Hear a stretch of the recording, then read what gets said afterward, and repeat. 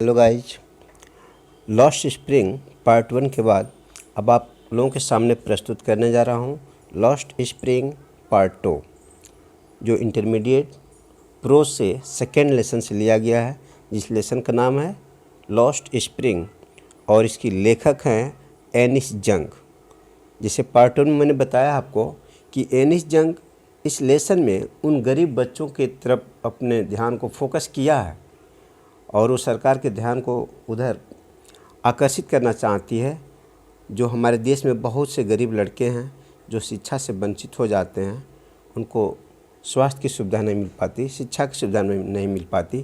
तो इस लेसन के माध्यम से लेखक एनिस जंग सरकार के ध्यान को आकर्षित करना चाहती है और उनकी एक्चुअल कंडीशन को, रियल कंडीशन को इस लेसन के माध्यम से एनिस जंग हमें दिखाना चाहते हैं। तो आइए देखते हैं detail. Sometimes find a rupee. I sometimes find a rupee. जो साहिब आलम एक लड़का है, वह कहता है कि आई मीन्स मैं, समटाइम्स मैंने कभी कभी, फाइंड मीन्स पाना, ए रुपी मीन्स 1 रुपया, मैं कभी कभी 1 रुपया पा जाता हूँ। इवन ए 10 रुपी नोट, और यहाँ तक कि इवन यहाँ तक कि कभी 10 रुपये की नोट भी पा जाता हूँ। साहब सेज, साहब यह बात कहता है। हिज आइज लाइटनिंग अप, और जब वो यह बात कहता है तो उसकी आंखें चमकने लगती हैं। When you can find A silver coin in a heap of garbage. When means जब, यू कैन फाइंड यानी कि जब एक पा सकते हैं, सिल्वर कॉइन्स एक चांदी का सिक्का जब आप पा सकते हैं, in a heap of garbage, heap means ढेर होता है, गार्बेज मीन्स कूड़ा, जब आप कूड़े के ढेर पर एक चांदी का सिक्का पा सकते हैं, यू डोंट स्टॉप स्क्राउंजिंग, तो आप खोजना बंद नहीं करते हैं। स्क्राउंजिंग मीन्स खोजना, आप खोजना बंद नहीं करते हैं। For there is hope of finding more, क्योंकि और अधिक पाने की आशा हो जाती है। It seems dead for children, ऐसा लगता है कि बच्चों के लिए garbage has a meaning different, garbage मतलब कूड़े का अलग अर्थ है, from what it means to their parents, जो मतलब उनके माता पिता का है, उनसे बच्चों का अर्थ भिन्न होता है। फॉर द चिल्ड्रेन, बच्चों के लिए, it is wrapped in wonder, यह आश्चर्य में लिपटी हुई एक वस्तु के समान है। फॉर द एल्डर्स, और बुजुर्गों के लिए, it is a means of survival, यह जीविका की एक साधन है। वन विंटर मॉर्निंग, एक जाड़े की सुबह में, विंटर मीन्स होता है जाड़े का मौसम, एक जाड़े की सुबह, I see Saheb standing by the fence gate of the neighbourhood, मतलब आई सी मैं साहब को देखती हूँ, standing by the fence gate यानी कि गेट की चारदीवारी के पास, ऑफ द नेबरहुड अपने पड़ोस में, क्लब एक क्लब के, एक क्लब की गेट की चारदीवारी के पास मैं साहब को एक सुबह देखती हूँ।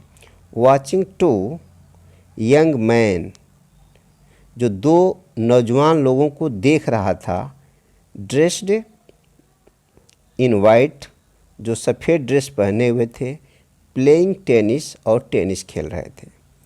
I like the game he hums, वह गुनगुनाते हुए कहता, हम्स मैंने गुनगुनाना, बड़बड़ाना, वह गुनगुनाते हुए कहता है, आई लाइक द गेम्स, कि मैं खेल पसंद करता हूँ। वह content to watch it standing behind the fence, content means होता है संतुष्ट होना, कंटेंट देखिए, कंटेंट टू वॉच इट, और वह खेल को देखकर संतुष्ट है, स्टैंडिंग बिहाइंड द फेंस, चारदीवारी के पीछे खड़ा होकर के खेल को देखकर संतुष्ट है। I go inside when no one is around, he admits, he admits मतलब वो स्वीकार करता है कि मैं चारदीवारी के अंदर चला जाता हूँ। आई गो इनसाइड मैंने अंदर, when no one is around, जब आसपास कोई नहीं होता है तो मैं चारदीवारी के अंदर चला जाता हूँ। The gatekeeper lets me use the swing, और अंदर जाता हूँ तो जो द्वारपाल है वह मुझे झूला झूलने भी देता है, झूला झूलने की भी अनुमति देता है। साहब two is wearing tennis shoes, साहब भी टेनिस जूता पहना हुआ है।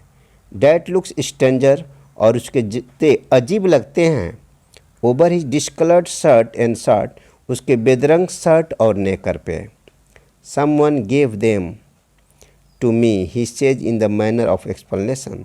Someone gave them to me, मैंने समवन ने, किसी ने, गेव देम टू मी, किसी ने मुझे यह दिया है। He says in the manner of an explanation, explanation समझाना, वह समझाने वाले तरीके से कहता है। The fact that they were discarded shoes of some rich boy, यह सच्चाई है कि वह किसी धनी लड़के का त्यागा हुआ जूता है।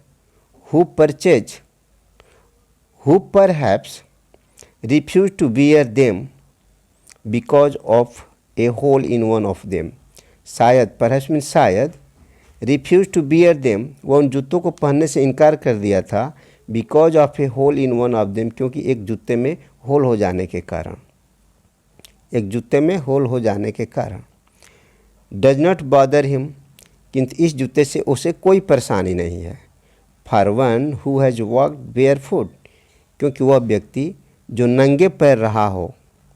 Even shoes with a hole is a dream come true, तो होल वाला एक जूता मिल जाना भी एक स्वप्न के, ड्रीम कम ट्रू, एक स्वप्न के सच्चे होने के, पूरा होने के समान है।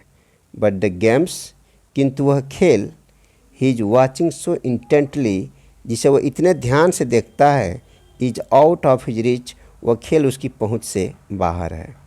दिस मॉर्निंग साहब is on his way to the milk booth, इस सुबह साहब अपने दूध की दुकान पर जा रहा है। In his hand is a steel canister, उसके हाथों में एक स्टील का डब्बा है। I now work in A tea stall down the road, he says, वह कहता है कि मैं सड़क पर आगे एक चाय की दुकान पे काम करता हूँ। स्टॉल, टी स्टॉल मैंने दुकान, छोटी दुकान से मतलब होता है। डाउन द रोड मैंने सड़क के आगे एक चाय की दुकान पे काम करता हूँ, ही सेज, वह कहता है। पॉइंटिंग इन द डिस्टेंस, दूर इशारा करते हुए कहता है। आई एम पेड 800 रुपीज़, वह कहता है मुझे 800 रुपये दिए जाते हैं। एंड ऑल माई मील्स, और मेरा पूरा भोजन दिया जाता है। Does he like the job, I ask, जब मैं साहब से पूछती हूँ कि क्या वह इस कार्य को पसंद करता है। His face I see has lost the carefree look, his face, उसका चेहरा, आई सी, मैं देखती हूँ उसका चेहरा, I lost the carefree look, उसके चेहरे से स्वतंत्रता मुक्त के भाव गायब हो जाते हैं। The steel canister seems heavier than the plastic bag, उसका स्टील का डब्बा उसके प्लास्टिक बैग से ज़्यादा भारी लगता है।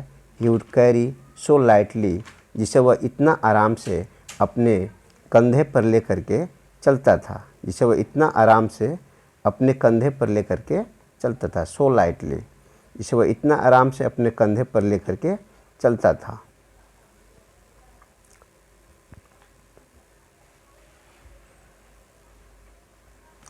सो